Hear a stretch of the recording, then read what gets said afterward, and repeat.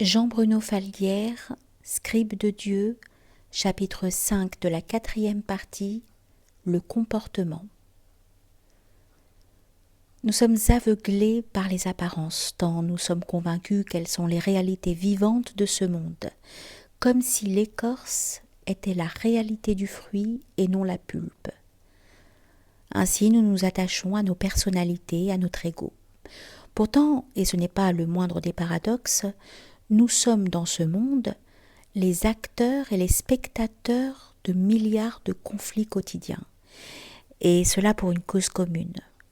Nous haïssons l'ego, en particulier celui des autres. Qu'attendons-nous pour nous en défaire ? Il est plus important d'être attentif à notre comportement 24 heures sur 24, d'appeler les lumières de l'amour par l'invocation et de la répandre dans le monde jusqu'à notre dernier souffle, que d'être un grand savant. Il est essentiel de s'éveiller à l'amour et d'en prendre les autres à témoin. Changer de comportement, c'est aussi regarder l'autre avec les yeux du cœur. Si je vois l'autre comme une personne, je m'égare. Je perds le fil de l'enseignement. Lorsque je vois mon maître comme une personne, je m'égare. Je perds le fil de l'amour. Quand je regarde Dieu comme si j'étais sa déception, je m'égare. Il me reste à mourir. En vérité, il vaut mieux que je regarde l'autre, mon maître et Dieu, uniquement dans mon cœur ouvert en prière. Alors il n'y a plus qu'eux. Comme je m'en retournais de mon dernier séjour auprès de Sidi Hamza, j'observais le monde par la fenêtre du train tout en récitant une prière. Alors une petite histoire est venue se raconter. À genoux, face à Dieu, l'homme implorait son pardon. Je suis faible, indigent, et mon imperfection me cause tant de chagrin. Je voudrais tellement être ton serviteur digne de l'amour que tu déposes dans mon cœur à chaque instant. Je voudrais tant être la joie dans ta lumière. Pardonne-moi, Seigneur, d'être aussi faible. Aussitôt une voix s'éleva et résonna en lui. Ne te juge pas. Tu n'es rien de tout ce que tu dis. Tu as peur. Tu as terriblement peur, c'est tout. Mais Seigneur, pourquoi m'as-tu créé avec tant de peur ? Pour que tu te souviennes. Que je me souvienne de quoi ? Demanda l'homme.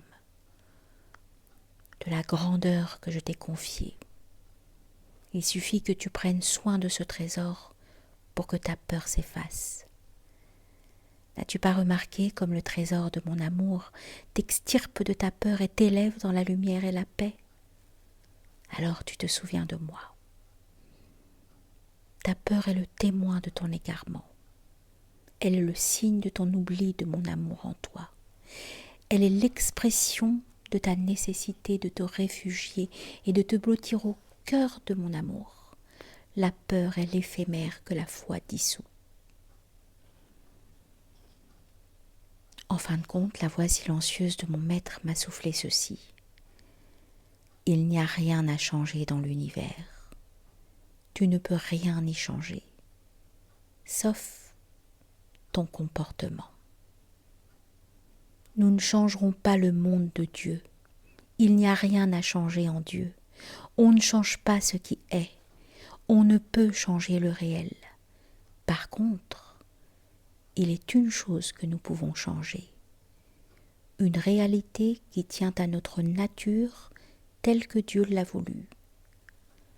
L'école du changement pour nous qui ouvre la porte de notre cœur et nous initie au véritable amour, c'est notre comportement. Nous ne changerons rien à l'immuabilité divine, à l'immutabilité de l'amour, à l'immuabilité du vivant. La seule chose que nous puissions changer dans l'univers, c'est notre comportement. Nous n'avons rien d'autre à changer. C'est de notre comportement que dépend la possibilité des noces d'alliance avant l'immuabilité divine, ainsi que notre éveil à la conscience, notre comportement et rien d'autre.